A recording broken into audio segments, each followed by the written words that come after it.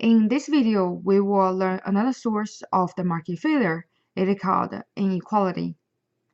I'm sure before today's lecture, you already heard about this term, because if you turn on the national news, you will hear this term many times in a day. And during the president campaign, and one of the big questions were discussed by our president-to-be are the inequality.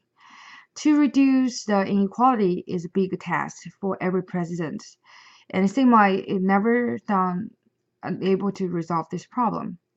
So in this lecture, we will look at what is the inequality and how government can do to reduce the income gaps. So generally speaking, if we let the marketplace to decide how we distribute the goods and services, usually it cannot reach to equitable situation. So which means the poor people get poorer because not because they don't work hard, it is because they don't have enough assets to invest to become richer. And as for the richer people, they get richer and richer. It's not because they work more hours or they are smarter. Sometimes just because they have more assets.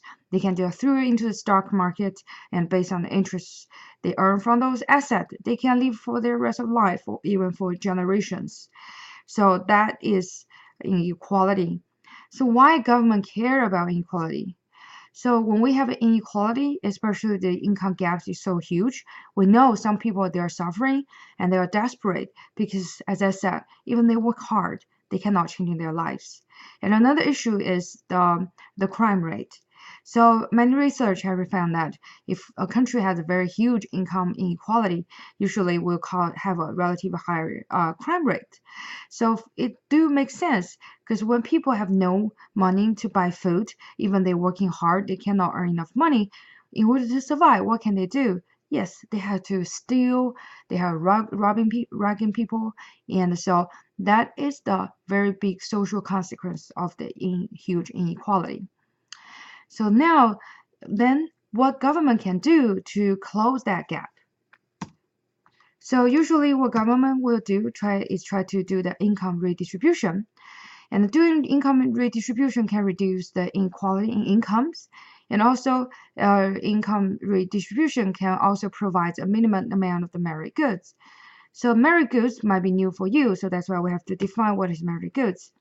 So the merit goods is a good or service society needs. Everyone is entitled to some minimum quantity of. So like here we have social security. If you're so poor, government actually will give you some coupons and to help you to buy food.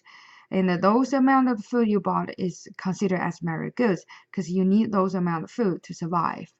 So this is merit food. And so how government can redistribute the incomes. So we talk about the best solution to resolve the income inequality is to redistribute the income. So government usually can use two different tools to redistribute income. So the first one is using the progressive income tax system. So later we will talk about more regarding the progressive tax. So generally speaking, for the progressive income tax, means the more income you have, the higher tax rate. Is not the higher tax. So the higher tax rate you will pay. So for instance, if you earn $200,000 a year, and then your last $50,000 may ending at the last bracket, which is 35% income tax. So your last $50,000 will be charged 35%, and between, let's say, between 10,000 to 25,000, and you only charge 10%. So you can see the more income you have, the higher tax rate will facing you. So after government collect those income tax, where are they going to use it? So they will use it for building up the road, and they will use it to help the people, improve people's life, and also they were using the money to help the poor peoples. So that is how they use income tax system to help to close the income inequality gap. And also they can use transfer payment. So they will provide a payment to individual for which no current goods and services are exchanged. So after they collect tax, they buy the goods and then send to the poor people or people who needs help. So this is the inequality. And so what kind of what kind of policy or policy instrument government can use to close this income inequality. So the last source of the market failure is the macro instability. And the micro failure, what we just learned, the first four sources and of the marketplace imply that we are at the wrong point on the production possibility curve or inequitable distributing the output produced.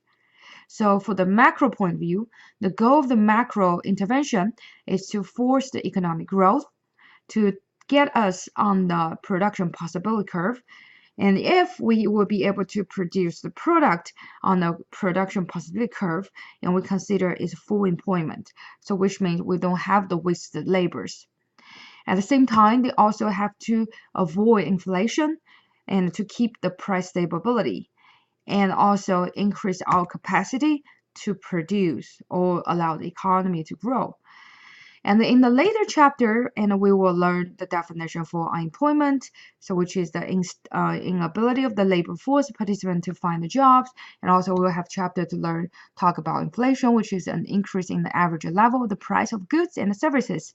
So we'll learn so many things in detail, inflation, unemployment.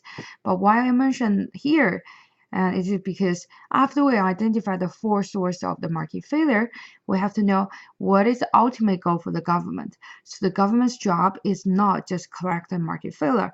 They have the bigger goals. So they try to stabilize the economy. They try to fully use the resource to achieve the full employment, and also try to keep the price stable by control the inflation. And also they have to make sure our economy is always growing because our population is growing as well. So government and actually using macroeconomic policies in an attempt to meet these goals. The stable full employment, stable price, and economic growth. So three goals. So in this semester, we actually have three chapters. We'll study these three goals specifically in terms of how can we achieve it using different policies. So in next video, we're going to look at how government will grow, which means how government will get their money so that they can spend on helping the market failure.